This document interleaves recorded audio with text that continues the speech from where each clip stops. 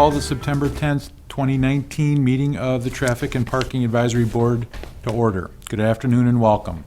The Traffic and Parking Advisory Board reviews items of interest regarding parking and traffic items. We are an advisory board, and our favorable recommendation today will go before the Oshkosh Common Council. The council can either accept or reject any recommendation from this board. If you don't agree with our decision, you can discuss that item with any council member.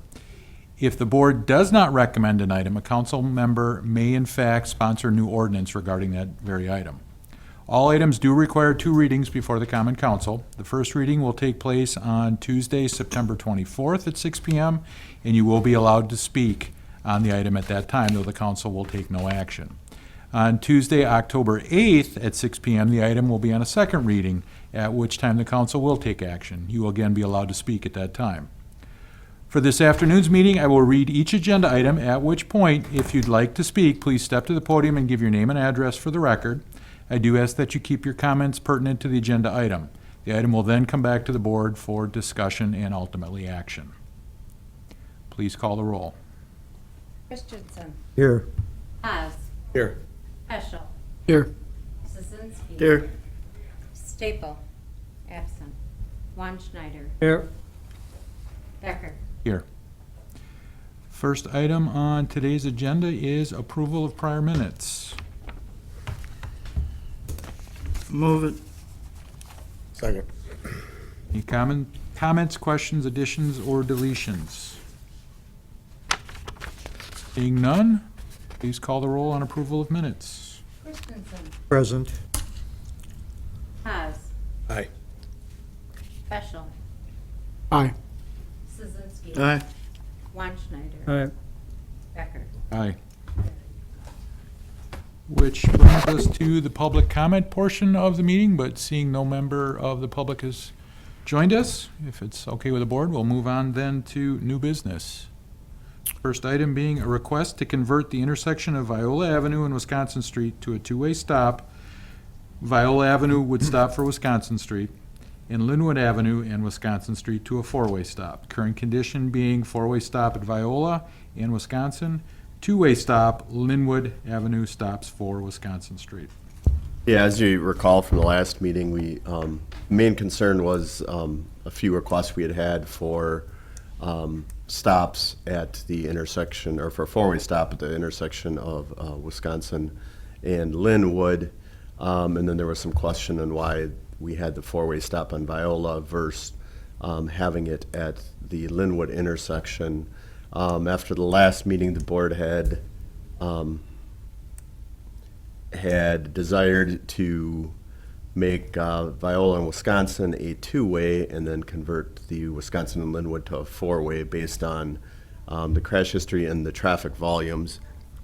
As you may recall from the last meeting, the traffic volume at Wisconsin and Linwood is a lot heavier than it is at Wisconsin and Viola, by quite a bit actually.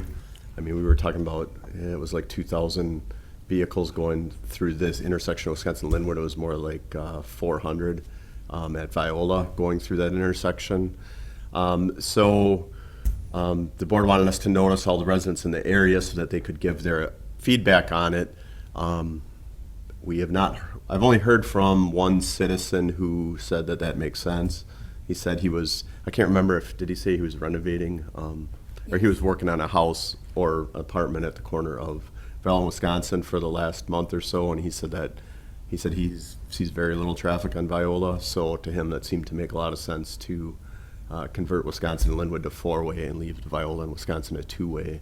But that is really the only feedback we received. Just a quick logistical question. If this in fact passes and it gets through council, is it still something that can be accomplished before snow flies? Yes, yep. Okay. So it'll go, if the board recommends that, it'll go to 2 readings of council, so it would be passed then early October. And then after that, it's only a matter of going out there and changing the signs. Well, the only concern I have is we're going to have to make it extremely obvious, because obviously people are conditioned in that Right. intersection in particular, given the fact the high school is only a few blocks away. Yep. That we're going to really have to sure it's blatantly obvious. Yeah, definitely. That's always a challenge. with when you change something that's expected or unexpected, even our best efforts sometimes don't have the desired outcome. But like, for instance, with the construction, they had to put a temporary four-way stop at Montana in 20th, and the first couple days, it took a while for the police educating people, and the thing's flagged, it's noticed in advance. I mean, there's big orange signs for like three orange signs in a row before you get there, but still people are conditioned to not knowing to stop. So, but yes, we'll definitely, I would think what we would probably do is we'd flag the new ones to make it a little more obvious. And then at the Viola in Wisconsin, I think we'll just have to kind of keep an eye on that one.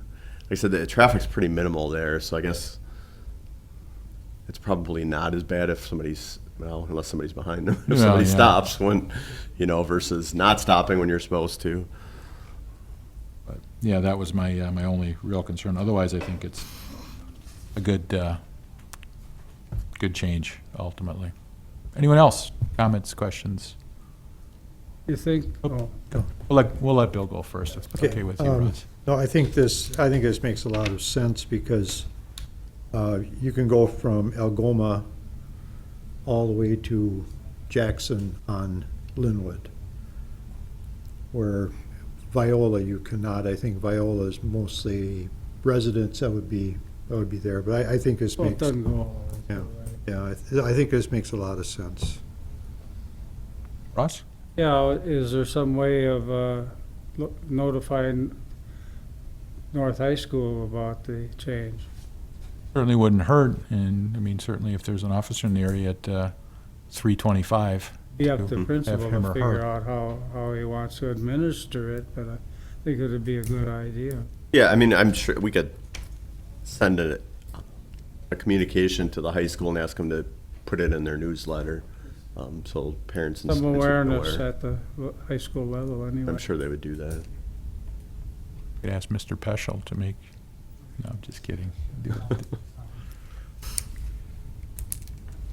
and then Anyone else? obviously I'll follow up, PD, their representatives both weren't able to attend today, but I'll, once we make the change, also make them aware of it so that they can help educate for the first, generally what they like to do is educate, the first week or so until people get used to it. But we definitely can ask them to help with that as well. Right. With no one else expressing an interest in commenting, I will call the roll on item 1. You need a second, or? Oh, sorry. Thank you for keeping me honest, Dan. You are correct, sir. I'll second it. Well, there you go. That would seem to make sense. Now I'll call the roll. There you go. Christensen. Aye. Haas. Aye. Peschel. Aye. Szynski. Aye. Weinschneider. Aye. Becker. Aye. Carried, 6-0. Which brings us to staff statements. Mr. Collins. Yeah, I just had a couple things. The Jackson Street corridor plan and safety study that's being coordinated by the planning department. A consultant was selected for that. It is Ayers and Associates in combination with, I think it's RGB planning. But Ayers was going to lead it and do more of the traffic stuff, and then RGB was going to do more of the corridor planning. So that was, contract was awarded, so they should be getting started on it this month yet. They're anticipating, I believe, an 8-month process to go through the study, but they'll be getting input, obviously, from the neighborhood association. I'm sure they'll be at this board a number of times going over some of their findings and recommendations. So I know that's something that I know Mr. Weinschneider and Christensen have been waiting for, but at least that's in process, and now we finally got a consultant hired to get it started. Good. Does that go all the way from 41 to the river then, or? It goes from Church to 41. So they're doing a corridor plan, mainly corridor planning from Murdoch to Highway 41, and then a traffic safety study from the roundabout at Murdoch to Church Avenue.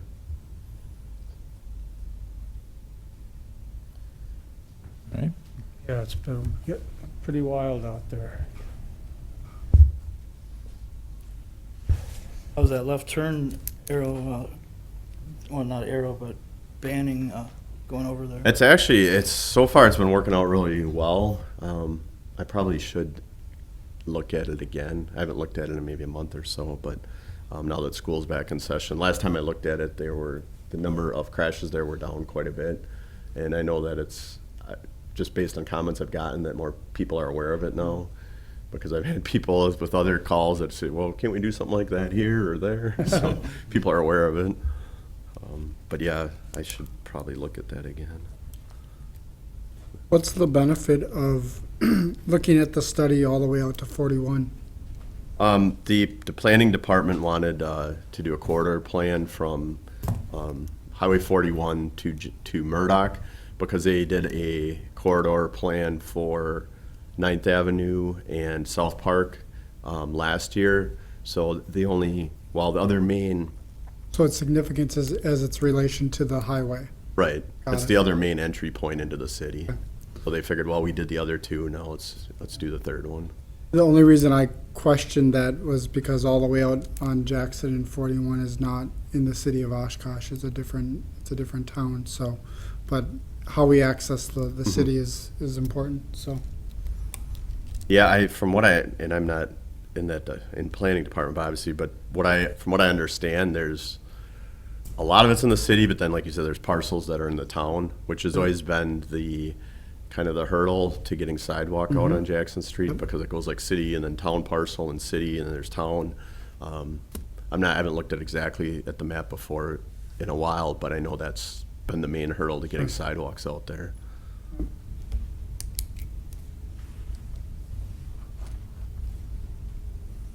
Brings us to 3 if. Okay, and then the other statement, this is just more for your information if you ever get questions. I get a lot of calls for a number of things. One thing I get calls on are adding marked crosswalks. And the warrant we've used as a city for marked crosswalks is 50 crossings per day to consider a marked crosswalk. Obviously, technically there's a crosswalk at every intersection, but for marking them, we look for about 50 crossings. And then we get requests for mid-block crossings. Those would be brought to this board for consideration. And there we look at the spacing between controlled intersections and other crossings, because obviously you don't want a bunch of crossings in a row. The other thing that's hard with a mid-block crossing is generally motorists aren't expecting a crossing at an uncontrolled intersection or not at an intersection. So we got to kind of be careful about that as well. So those are just some things we think about when considering those requests. Then I do get a lot of calls too for RRFBs or flashing lights at various locations throughout the city. And we try to reserve those for high volume pedestrian crossings. And then obviously then the funding has to be available. I mean, so for each of those it costs about $16,000 per crossing, and that's with the city doing the labor. And it depends.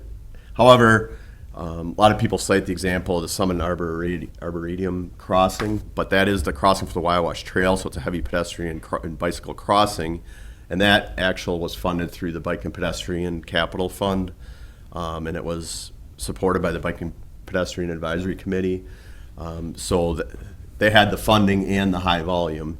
So when people ask me about that, it's like, well, they had the two things they need. They had high volume crossing and origin destination, and there was a funding source available. So there is some interest, I know, from some people on maybe doing something like that at roundabouts like we have on Murdoch and Jackson. However, we have to have the funding, number one, but number two, I guess the jury's still out on how effective they are. I mean, still get calls from people that say they've pressed the buttons and the lights are flashing and still vehicles aren't yielding. And then I also get calls from people say, well, I talk to the police department and sometimes people don't even press the buttons. So are they effective or not? I don't know. But it is one measure we can use to try to help with the pedestrian crossings. The other requests we get a lot of are regarding residential areas and requests for speed humps. As a matter of policy, we only install those in conjunction with street reconstructions based on the cost, number one, and then number two, the number of requests. If we put one on every street that we got requests, we'd have them on literally every street in the city. So we have to look at that, and then where they can be fit in with the reconstruction, obviously they're not as costly. And then engineering does look at it and make sure it makes sense, obviously, first, but it's a lot less costly when they're already tearing up the road to put a speed hump in. And then when I get speeding complaints, I work with the police department, and then they'll monitor the area, and then they educate and enforce as resources allow. Once in a while, we'll do speed studies as well. You know, if there's something that seems like it's warranted, we work in conjunction with the police department to do the speed studies, but most of the time, the speed study shows normal legal speeds. I think when you're in a residential neighborhood and somebody's going 25 miles an hour, you know, it seems like they're going fast, but they're not always going fast. But if speeding is identified as an issue based on that research, then we'll do additional evaluation and see what other mitigation resources we would have. But I guess that stuff's just for your information. If people ask you about some of these things, how we look at it from the city's perspective. So, Go ahead, Bob. how many, just off the top of your head, I don't expect you to know this number perfectly. How many speed humps do you think are in the city?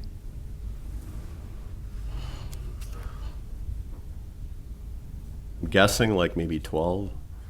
And is that, I would assume that that's down from many years ago. No, it's No? actually up. I don't think we ever had any Okay. in the past. I know So- It was there's Congress for a long time, because my parents lived on Congress. Yeah. they're still on Congress. I mean, they lived there back in the, Yeah, it's been there a long time. Since I've been here, we've added them on.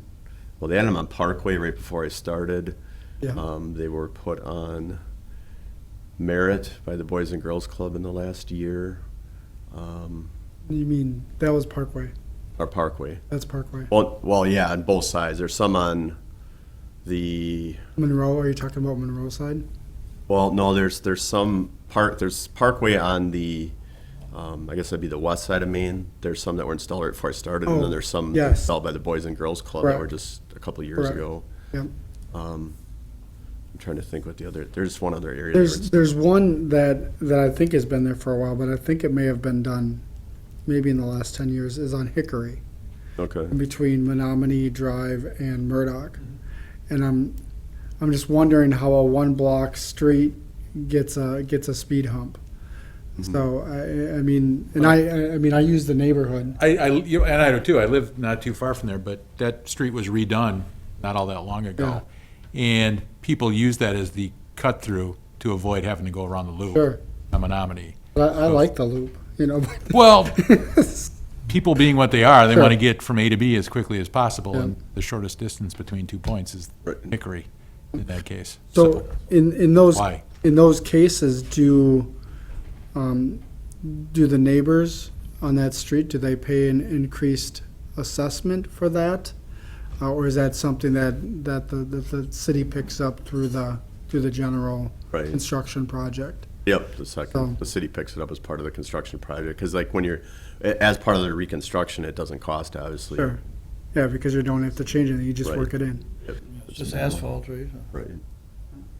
And even like, I mean, the one at Parkway by the Boys and Girls Club, I mean, that took a couple years to actually get that one into work, because I remember actually requesting a speed study for that area on Parkway, and then when they redid the street, I think a couple of years after that, because Parkway was done in portions Mm-hmm. in separate years. So, but I think, you know, for me, you know, the cutting off of traffic on Hickory is important, but, you know, for me, there was a real strong need for the speed bumps at the Parkway area because of its, you know, significance to the Boys and Girls Club. So I'm just wondering how, you know, is it a case by case thing, or is there some thought that goes into the planning side of where we might put those? Yeah, it's case by case right now. Okay. So the engineering department, when they're reconstructing a road, if they have a request for speed humps, they'll look at it and see if it makes sense or not, and then they'll build in the contract if it does. But rule of thumb is that we don't really entertain those unless the street's going to be redone. Right. Got it. Just due to the cost, number one, and the volume of requests we have.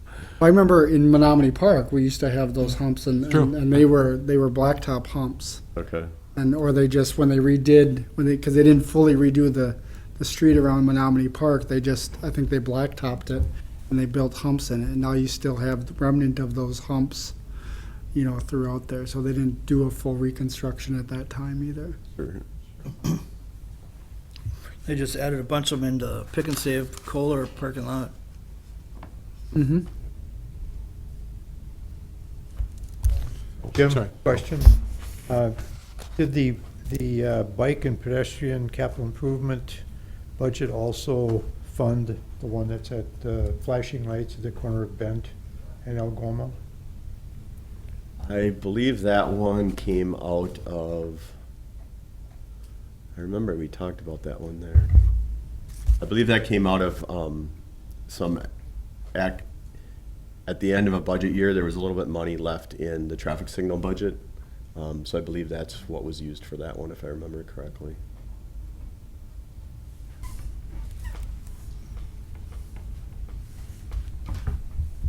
Anything else on item 3? Then brings us to future agenda items, if there be any. Going once, twice. I will entertain a motion to adjourn. So move. Second. All in favor? Aye. We are adjourned. Thank you.